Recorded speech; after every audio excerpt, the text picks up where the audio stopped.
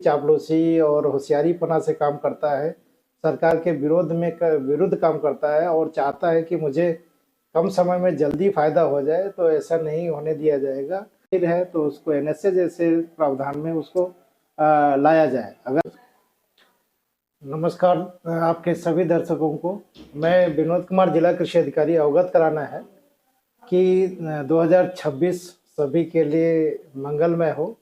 और उससे पहले हम आपको बता दें कि रणनीति हमारे पहले जो विक्रेता हैं, विक्रेताओं के संबंध में बताना होगा कि विक्रेता जो लाइसेंस धारक है, एक्चुअल में जो काम कर रहा है उसको काम करने के लिए किसी भी प्रकार की कोई समस्या नहीं होगी अगर वो नियमानुसार काम करता है। तो यदि वो चालाकी, चापलूसी और होशियारीपना से काम करता है, सरकार के विरुद्ध काम करता है और चाहता है कि मुझे कम समय में जल्दी फ़ायदा हो जाए, तो ऐसा नहीं होने दिया जाएगा।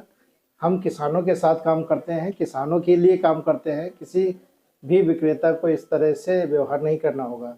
लाइसेंस धारक सभी विक्रेताओं को जो भी फर्टिलाइज़र का लाइसेंस लिए हैं उन सबसे एक अपेक्षा है, निर्देश भी है कि यदि आप लाइसेंस लिए हैं तो 2-3 कंडीशन है, उसको ज़रूर फॉलो कर लें। हम आपको पूरा उर्वरक उपलब्ध कराएंगे और किसी भी दशा में किसी प्रकार की कोई समस्या नहीं होने देंगे। नंबर 1, हमारे L1 मशीन जो प्राप्त करी गई है, उदली गई है, उसको जियो फेंसिंग करना अनिवार्य है। यदि जियो फेंसिंग अनिवार्य नहीं करेंगे, अगर नहीं कर रहेंगे तो हम उनका लाइसेंस निरस्त कर देंगे। दूसरा, ये सुनिश्चित कर लीजिए कि आपने फार्मो किस होलसेलर से लिया है, उस होलसेलर से आप संपर्क कर लीजिए और मुझे बता दीजिए कि फला व्यक्ति के द्वारा मुझे फार्मो दिया गया है लेकिन इनके द्वारा फर्टिलाइज़र नहीं दिया जा रहा है, तो हम उनसे फर्टिलाइज़र दिलाएंगे। ये किसी भी दशा में मान्य नहीं होगा कि हमें उर्वरक उपलब्ध नहीं हुआ और मिला तो हम महंगे रेट पर बेच रहे हैं। इसके लिए हम स्टार्ट करने जा रहे हैं। जो भी फर्टिलाइज़र मिलेगा विक्रेता को कंपनी से बराबर दिलाया जाएगा और प्रत्येक विक्रेता से ये अपेक्षा की जाएगी, होलसेलर से ये अपेक्षा की जाएगी कि जितने भी उसके रिटेलर हैं जिनको फार्मो दिया हुआ है उसको भी हर बराबर दे, जितने भी हो सकते हैं उतना दे, नहीं अगली रेट से देगा। साल के पूरे समय में ये सब काम करना होगा। 2 चीज़ें इस समय बहुत महत्वपूर्ण है, मैं उनको बता दूं कि जो भी हमारे विक्रेता हैं रूट लेवल पर है, वो किसी भी दशा में कोई भी टैगिंग का सामान नहीं लेंगे बिना किसी प्रकार के दबाव के। अगर कोई दबाव देता है तो बेशक वो मेरे व्यक्तिगत नंबर पर डाल दें। मेरे सभी विक्रेताओं के नंबर जुड़े हुए हैं, ग्रुप में जुड़ा हूँ मैं, और वो व्यक्तिगत मैसेज डाल दें कि फला व्यक्ति के द्वारा टैगिंग के रूप में ये सामान दिया है। एक तो ये सुनिश्चित कर लें। दूसरा, किसी भी दशा में वो रेटिंग न करें, किसान को रेट पर ही दें। हम आपको रेट पर ही उपलब्ध कराएंगे और रेट पर ही खाद दें किसानों को।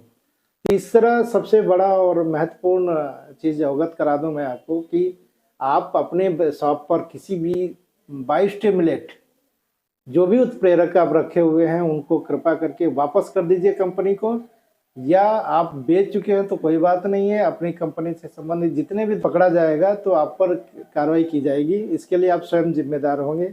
ये मैं बार बार लिखता रहता हूँ, ग्रुप में भी मैसेज दिया हूँ, लेकिन अभी भी कुछ ऐसे हैं जो उत्प्रेरक के रूप में बायोस्टिमुलेट बोलते हैं उनको, वो बिक्री कर रहे हैं।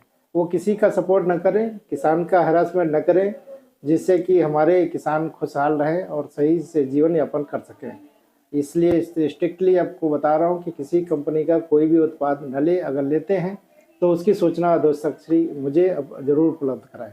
कालाबाजारी और ओवर रेटिंग के संबंध में स्पष्ट निर्देश माननीय मुख्यमंत्री जी के द्वारा दिया गया है कि अगर कोई बार बार पुनरावृत्ति करता है तो उसको 3/7 के अतिरिक्त विभिन्न धाराओं में भी कार्रवाई करें। अगर वो बड़ा व्यापारी है, कंपनी है, या फिर वो संगठित अपराध करने में माहिर है तो उसको एनएसए जैसे प्रावधान में उसको लाया जाए। अगर ऐसी कार्रवाई करने की पड़ी जरूरत तो वो भी की जाएगी। आप सभी हम दुकानदारों से अपेक्षा ये करते हैं और ये चाहते भी हैं कि आप फ्री एंड फेयर होकर काम करें, जिससे कि हम लोग किसी भी दृष्टि से आगरा जैसे जनपद को बदनाम न किया जा सके, आगरा के किसानों को खुशहाल किया जा सके।